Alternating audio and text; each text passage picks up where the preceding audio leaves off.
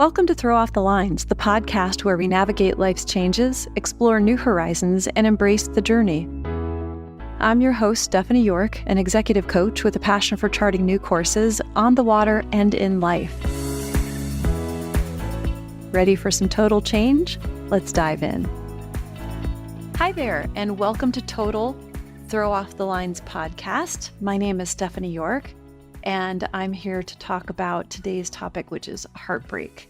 Not just the love kind, but the daily little things that break my heart. And, some conversations I've had with people about what heartbreak is, it's been coming up a lot lately. And I think heartbreak is a way to look at some of the feelings that the larger population is having about how they feel about the inability to cause actions to happen, the inability to impact the government or, the economy or the environment. And the heartbreak for me personally has been frequent. And maybe I'm applying the word heartbreak too much as angst and things like that, but I view some of it as heartbreak. And this podcast, Total, if you're just new to it, is kind of all about getting out of your comfort zone, figuring out those things that hold you back and throwing those lines off and moving forward, growing, learning about yourself. So basically throw off the lines. And welcome to Total. So I wanted to go over really quick just why this topic. I was recently talking to someone. I just started dating again about a year ago. I went through a divorce and it's been very, very interesting. I'll have another podcast on online dating, which might be really long, but hopefully it's something you guys want to hear. I met somebody and we were just talking about, getting to know each other a little bit. And I mentioned something about heartbreak. And I said, have you ever had your heart broken? And they said, no, they had not had their heart broken in their life outside of maybe the time that their mother died.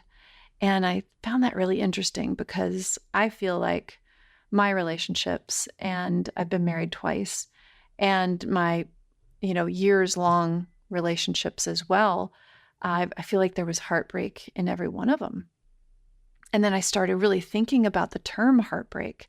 And we're not going to be addressing in this podcast the true grief of the loss of a loved one.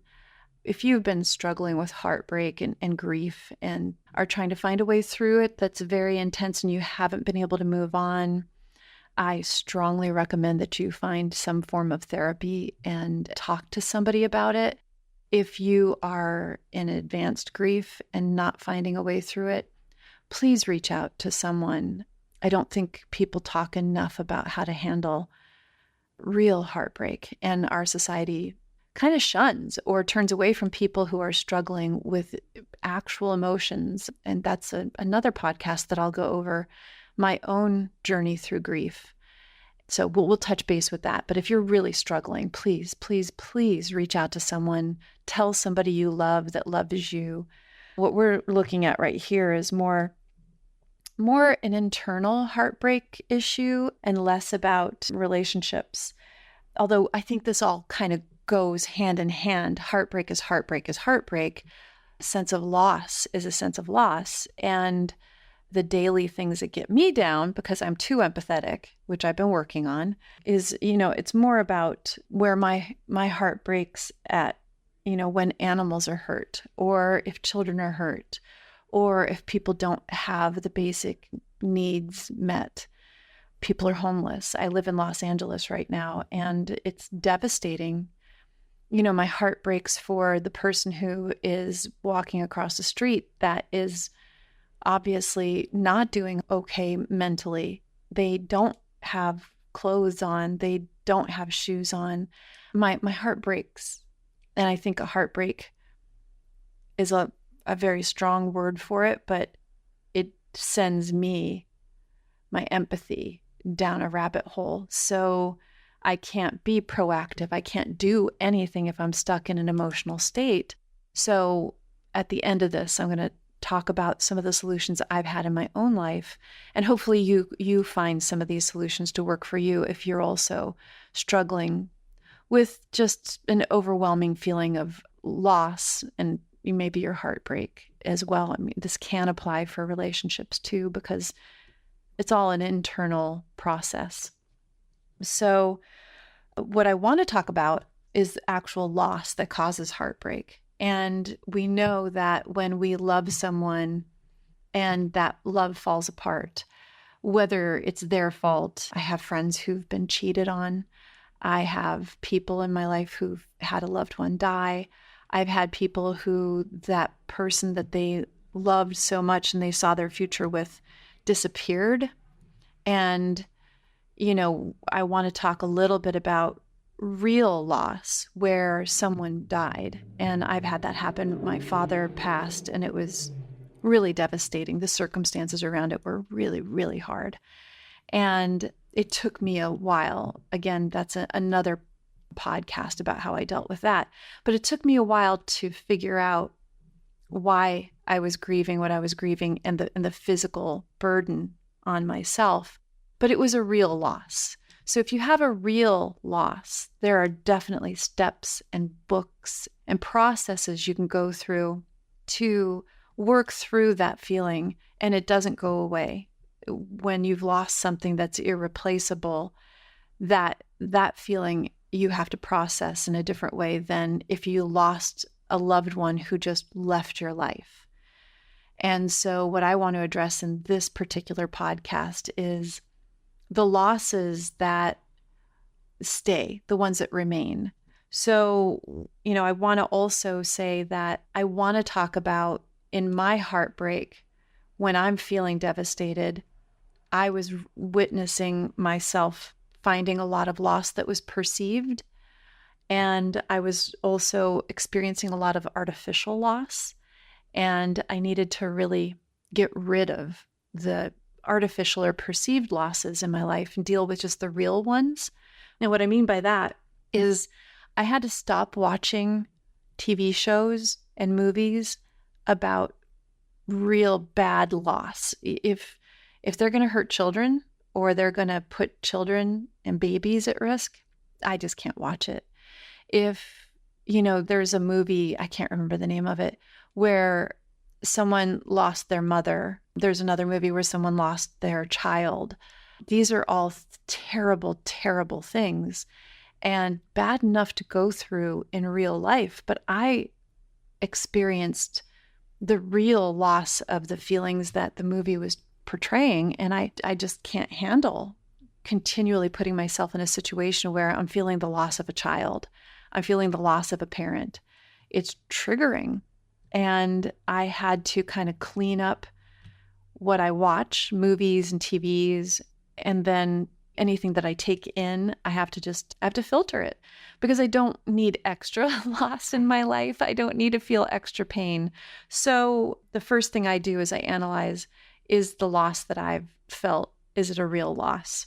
And then analyzing what this person told me that I was dating, that they experienced no heartbreak because love faded over time. And I thought that was a really interesting way to look at it because a lot of the heartbreak and loss materials, there's tons of books. If you're dealing with heartbreak or loss and trying to get through a difficult situation, go online and there's tons of websites, there's podcasts, there's books, and go and just, keep listening to things until it gets easier. This person said that they had a marriage breakup after 16 years. And I had my own marriage breakup after 16 years. And I do know that I experienced heartbreaks throughout those 16 years when my needs weren't being met in the relationship. And that person said, I can't meet those needs. I experienced heartbreak and I internalized it. And I went about dealing with it in very, very bad ways. So if you're experiencing the heartbreak, it's so real. And if you're in a relationship and you're feeling heartbreak and that relationship isn't over, somebody hurt you or somebody's not meeting your needs, you cannot impact another person's feelings and change them at a soul level. You can really only impact yourself. You are responsible for how you treat yourself and how you treat other people. But honestly, when it comes to heartbreak, not the big bad grief kind, but when it comes to daily heartbreak, like myself, I had to go on a TV movie diet. I had to take out all the bad stuff and watch a lot of comedies and documentaries, which are still also very heartbreaking, but I feel like there's a resolution to them and at least they're real. But if you're in the middle of a situation like I was for more than a decade, and definitely for the last 6 years of my relationship, I was experiencing heartbreak, but I was the only one that could change my life so that I could stop experiencing the heartbreak. And that's what I want to explore a little bit of. Breaking down what is my heartbreak and talking about love fading and essentially compartmentalizing it a little bit, which may or may not be good. But I will say that in order to deal with heartbreak, I've had to go on a social media diet. I've had my clients, I'm an executive coach in my professional world, and I've had my clients go on a social media diet where you just allow 5 minutes a day, 10 minutes if you want to push it for your social media. And that includes everything: Instagram, Facebook, TikTok, Snapchat. And going on that diet and then taking the time that you would have been using for that and going on podcasts and or reading, meditating, getting outside, listening to music is so uplifting. Maybe not heartbreak songs for this particular challenge, but I know that by doing all of those things, I was able to move past heartbreak and feeling heartbroken frequently. And I'm able to now become a little bit more vulnerable. And vulnerability is probably another podcast topic that we'll reach into. So some of the ways that I stopped breaking my own heart and looking back and realizing that a lot of the times that I felt heartbroken, I probably needed to be doing the exercises that I'm doing now, because so much heartbreak is our own creation, where we've put feelings on someone and they didn't reciprocate them, so we're heartbroken. Well, we are the defining word there. We put feelings on someone. We held the relationship to a higher level. We are the only ones that can control how we feel about something, and we're the only ones that control how we respond to something. So if somebody has left you and you're heartbroken over that, there's nothing you can do about changing that other person's mind. The only person you have control over is yourself. And that's what I needed to realize. It's essentially how I ended up leaving my marriage of 16 years, because that other person said, I can't and I won't make the changes that you want me to make. And it really hit me hard that I was going to have to be the big bad guy. I was going to have to end everything because that person, maybe they had a heartbreak early on when I wasn't available to them, or maybe their love faded and maybe they were just telling me the truth. I'm not capable of meeting you at the level that you want me to meet you. But when somebody tells you something like that, you have to hear them. So my heart was broken because I had to now make this change. I had to leave and end my marriage and give up the life that I had come to rely on and the life that I had built. And the only person I could change the mind of and the only person that I could impact was me. So with that, I started to address me and started to address what I was missing. And I found out that I'm going to do another podcast on purpose and finding purpose and defining it. But what I found out was that I had been heartbroken for a while and I was not in touch with me. So ways I stopped really bringing in more negativity was I started really focusing on positive books, positive podcasts, positive YouTube videos. And I started to do a deep dive into myself and the things that I needed to change. So I started journaling every day, and it didn't matter if I wrote Sometimes I just drew a picture, honestly. And some days I skip. Some days I'm not up for it. But I got a journal and I made the effort and I started really looking at what am I doing every day to be more present in my life? What do I have on autopilot? And we're going to do another podcast on habits. And I realized that my habits, I was running on about 70 to 80% habit. And habits were get up and get coffee, get up and ignore your feelings, get up and do work, get up and go to the gym, get up and go buy groceries, get up and buy alcohol, come home, ignore your feelings about being there and not having somebody to talk to and not having a drive and not having a purpose. And just then I start cooking dinner and I start drinking wine and I turn on TV and then he would come home and he would turn on the TV so I couldn't watch TV in the kitchen and then I was burying all these feelings. And I realized that I was stuck. So the journal every day and my meditation practice, which I've been doing for years, started to become more about being present so that my habits didn't ride roughshod over me. When I was present first thing in the morning, I meditated for 5 minutes until I could meditate for 10. And when I couldn't focus because I was so upset, I would just stop the meditation and restart it. I would come back to center and entering into that journal how I truly felt that day and starting to work on rebuilding, getting in touch with myself because my heartbreak was my doing. And I know, again, if you have grief of loss of a loved one who's passed or I've lost the ability to speak after losing a pet. So that is really devastating. But this is a grief and a heartbreak that I felt I needed to address because it was mine. And when I talked to this person who I was dating that said they'd never been heartbroken, I realized that I was feeling heartbroken frequently and I needed to pull that apart because it wasn't heartbreak. And so when you're feeling heartbroken, there's the real big bad ones that you might need therapy for. And then when you're heartbroken, it's a loss of expectation, a loss of the life that you wanted. But truly, the only one you can impact is you. So starting to meditate so that you can learn optimum presence. You want to be in the moment. In that moment, am I happy?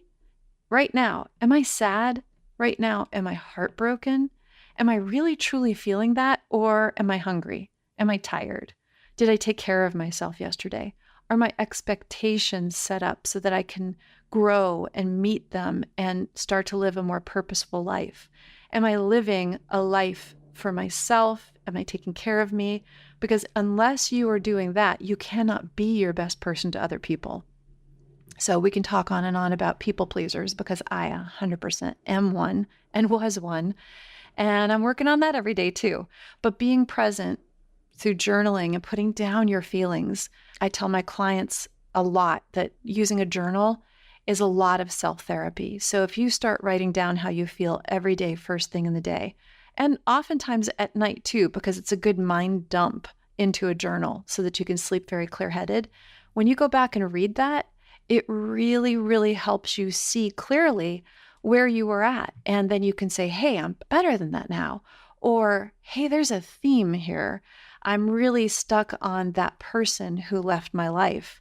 And that person isn't here anymore. So I need to start putting more things into my life so that that person is replaced with, oh, I want to lose some weight so I can obsess about something different than a person. And I don't recommend that you obsess, obviously, but if you journal, you're able to see a snapshot over the last month of what you've been going through. And it's really good when you've started to make these changes and you're working really hard on yourself.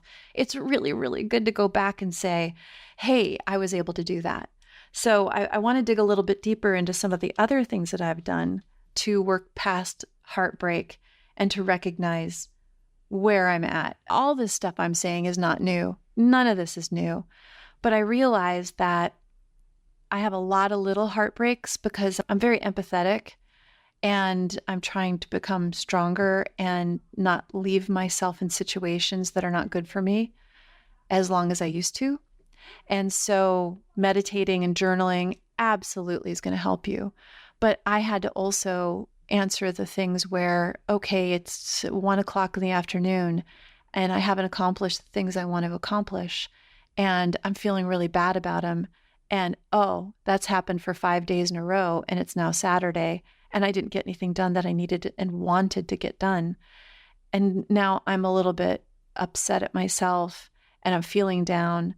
And how do we reset those times? It's not quite a heartbreak, but letting yourself down enough times adds up to heartbreaking anxiety and a loss of time and value and purpose and drive and love and self-love and joy. It robs you of joy. I think that I would probably define heartbreak as a loss of joy. I think almost anybody would. But I do want to talk about if you're missing somebody in your life and you're going through heartbreak, and this is somebody who left you, what are some other things you can do to build your life? I don't want to say this is going to insulate you against heartbreak or insulate you against loss, but again, you cannot impact another person. You cannot change another person and make them like you, make them want to be around you. You can only take care of yourself. You can only build up your own feelings about yourself and project out into the world a real, whole, healthy person. And when you are able to get to the level of joy and happiness more frequently, daily, if not all day, which I find my days are full of joy because I've been really working at this. I can just walk down the street and feel amazing and happy. I can hear a song and I can get a little dance. I can see a picture or I can see a lot of things and just find happiness in them. So I'm hoping that this is going to help you get it. And I'm going to run through this list at the end of the podcast again for the things that I do that have really, really, truly helped me with my little heartbreaks and my little self-love that's going to help me get over my empathetic nature. So I don't find myself in a situation where I'm drowning in depression and where I'm not living the life that I wanted to live. So if you can do some of these things, I promise that you're going to have a more meaningful life. My clients, although I am an executive coach, I have a master's in organizational leadership. So we're constantly focusing on building their businesses and building their income and building their teams and what they do every day and trying to get more balance and get them out of their office and back into their life. But once they get back into their life, what are they doing? And some of this is the same stuff. How do we live with more joy? How do we get away from anxiety? How do we get away from fear? How do we get away from powerlessness and move up the ladder of emotions towards maybe feeling overwhelmed? Because when you're just overwhelmed with things, you're not heartbroken. When you're just overwhelmed with things, you're not losing stuff. You can see more clearly the things that are impacting you. And maybe I'll do an episode on the emotional ladder and how that helps you, the things you can do every day to move up towards overwhelm and break apart the things that are impacting you. So when I'm doing my meditation into my journal, that helps. But I will tell you, number one is exercise. At 57, I have a really aggressive hobby. I love to race on sailboats. And at my age, keeping my strength up and my flexibility is really incredibly important. And I'm lucky enough that people still let me come on their boats. I came to sailboat racing pretty late in life, in my 30s. And I've been trying really hard to get out and do more racing. And I have to exercise to be able to do that hobby. But I also know that I broke my wrist 2 years ago. I fractured my back recently, which is a different podcast. And if I hadn't been exercising as much as I did prior to those incidents, I would have been set back a lot more. And so if you're feeling heartbroken, you might not feel like going to the gym and putting in 2 hours. 100% understand that. But you could possibly do a 15-minute walk around your neighborhood. I know that when I start to go to the gym, my hormones are a lot different than they were in my 30s and 40s. I'm in my late 50s. And there are days I do not feel inspired. I don't have a lot of testosterone in my body, don't have a lot of estrogen in my body. So I just make an agreement that I show up. That's the only agreement I have to stick to. So I show up, and maybe I just lift weights. I have hand weights and a series of exercises just to keep my upper body strength. And maybe that's all I can do. Maybe I'm feeling really bad that day, but I did that. Sometimes all I can do is go for a walk. So I'll get a podcast, and I love to listen to some podcasts that I'll reference in future podcasts here. And they get my head on track. I do love the Huberman podcast, although I know some people find him problematic. I listen to fun ones like Smartless. I listen to recovery podcasts. I listen to podcasts that teach me something new. Knit. I'm trying to learn how to knit. But anyways, you can listen to a variety of things. I also have a whole Spotify list of really upbeat, fast-paced music, and I have a whole Spotify list of classical music that I really find thoughtful. So get out and move and exercise. And even if you just do 5 minutes, you've done something different. You broke a habit. Every time you do something for yourself, you are moving past a heartbreak or a sense of loss. You are changing the thought patterns that you have. You're changing your body chemistry. You're improving your environment. I will say a big thing for me also is diet. I know I'm saying all the same stuff a lot of people say, but if you're heartbroken and you're feeling loss and you're not able to get past these feelings, for me personally, I have to stop eating sugar. And I don't eat a lot of wheat because I find I'm reactive to gluten, and I get sinus infections and I don't feel good. So I have to cut sugar out of my diet. My body physically hurts and I feel really sad and depressed. I don't have the energy to exercise and do the things I know that improve my mood. So when I'm there, I'm trying to eat a lot more vegetables. I'm trying to eat a lot less sugar, a lot less like cheap carbohydrates, I call them, but they're more simple, like potato chips. Maybe I'll have corn chips instead of potato chips. I'll only have a handful. None of this is easy, but if you keep pushing through, you can find that you get healthier incrementally. It's not easy to do overnight. I might do a whole podcast on what my diet is. I don't know if anybody's interested in that. Anyways, I did work on developing more meaningful relationships in my life. I went out on Meetup, and I love sailing. So I joined a new yacht club and said, hey, does anybody need somebody on their boat? And I went out on a race boat with all women, and I've made a very dear friend from that. And she and I are fast friends, and she's interesting. And you know what?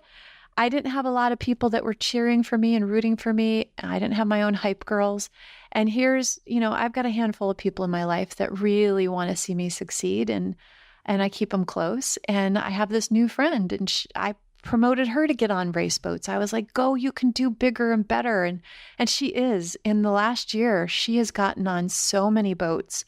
In fact, she's racing a national race today here in California. And I'm just so proud of her. So I hype her up. She hypes me up. But I wouldn't have met her if I hadn't put myself out there to go out on that race boat. And I fought outside of my comfort zone. I threw off the lines and said, I'm just going to go do this. And I met her, and I went to another meetup thing, and I met a bunch of people, but one woman stuck, and she's super busy, but just a quality relationship of somebody who wants to know how I'm doing, and I want to know how she's doing. And she just started a company, was started 10 years ago, but she's really breaking through on it. So I looked for people who are trying to change their lives the way I am, because I didn't have those people in my life. So go out and pursue your hobbies. If you like to knit, join a knitting group. If you like to play board games, start a meetup group that invites people to play board games. If you want to learn how to dance, doesn't matter what shape you're in or what age you are, go join a dance club, go take a dance class. Every community has community centers that have dance classes and yoga classes, and, get out. The easiest way to get over heartbreak and loss, especially if you've been dealing with it for a long time, is to reintroduce new experiences and break out of your old routines and throw off the lines that have held you in and held on to you, and start really pursuing something that brings you joy.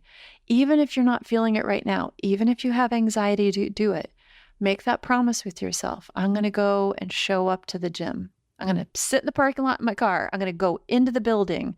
I might not do anything, but I showed up. I'm going to go do that salsa class, and I'm going to try to talk to one person at that salsa class. And I'm going to go and take a walk along the ocean today, or I'm going to go walk in the woods today, and I'm going to find 5 new songs for my Spotify. I'm going to make a new song list on Spotify. I'm just using Spotify, but that new song list is going to be self-love, and it's going to be all about songs that pick me up and cheer me up. Pat Benatar comes to mind from the 80s. So one thing that I want you to think about, and one of the things that I like to stress, is that even if you're an empathetic person and you feel heartbreak over the littlest things, and you're feeling for other people, you do have to get in touch with yourself and say, what am I allowing in my life that is breaking my heart? What am I doing in my life that is bringing me joy and making me healthier and making me whole? For me, again, meditation every day. I do now 15 minutes in the morning, and if I'm good about it at night, I'll do a 5 to 10 minute sleep one as well. If I wake up in the middle of the night, which I do frequently, I will do another meditation. I won't turn on the TV. I won't look at my phone because that sucks me in. I get outdoors a lot. I do a lot of exercise. If I'm injured, I do what I can. And I don't get down on myself anymore because I've been doing these kinds of things. Try to make new friends. Reach out to old friendships. Touch base with people. Use the phone. Texting is great, but get one-on-one time. Go find a new hobby. Pursue something. Revisit yourself when you were 17 to 20, and what were the things that you loved to do that you really wanted to do? Now, granted, at 57, I'm not going to be a ballerina and, on the stage, but I could do a dance class. I could go take a ballet class. I could get closer to that ballerina that's inside of me. And I know some of this might sound, fluffy, but I know that I have to combat my heartbreaks. I have to combat the little losses. I have to know that when I see somebody hurt and I see somebody that's going without and I see people, I do want to become and am doing a lot fundamentally with projects and organizations that I give money to and that I help out with. That's how I combat the social angst. But really learning how to self-care and how to heal your heartbreak by being the best version of yourself that you can be, you are then able to impact the world better. Empathy is a wonderful, wonderful gift. It's something that if you have it, you feel a lot, and you're so lucky to be feeling so much. But we have to protect ourselves, and we have to not give our empathy to somebody who mistreats it. If you're in a relationship where somebody is hurting you or taking advantage of you and you need to get out of it, you need to make plans to do that. And maybe that's another conversation for another podcast. So in the future, we're going to be doing some podcasts on life purpose and starting over and self-appreciation and doing the actual work.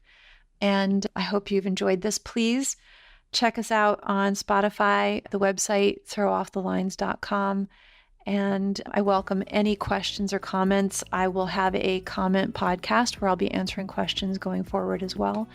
And thanks so much for your time today. And please remember, get out of your comfort zone. Throw off the lines of anything that's holding you back and just go out and live a more fulfilling life. You deserve it. Take care. Thank you for joining me on Throw Off the Lines. If you enjoyed this episode, don't forget to subscribe for future episodes and extras, and leave a review, share it with someone who needs a total inspiration. You can also find us on Facebook or Instagram and our Throw Off the Lines website. If you want to be a guest or have questions for the host, sign up on the website and we'll get back to you. Until next time, throw off those lines and live your best life.